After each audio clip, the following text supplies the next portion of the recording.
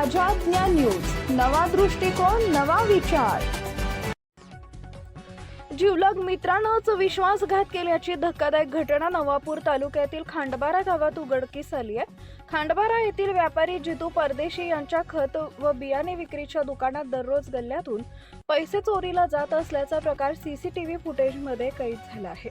धक्कादायक बाब म्हणजे ही चोरी कुणी अनोळखी व्यक्तीनं नव्हे तर व्यापाऱ्याच्या जिवलग मित्रानं केल्याचं समोर आलंय।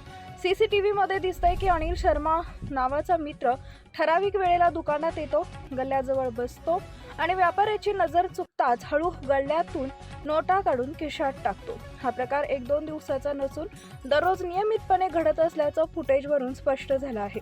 या घटनेमुळे व्यापाऱ्याला मोठा मानसिक धक्का बसला असून अति विश्वासाचा गैरफायदा कसा घेतला जातो याचं हे जिवंत उदाहरण ठरत आहे। दरम्यान चोरीचा हा व्हिडिओ सध्या सोशल मीडियावर मोठ्या प्रमाणात व्हायरल होतोय।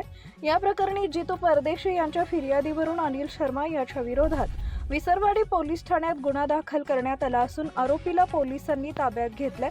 पुढील तपास सुरू आहे।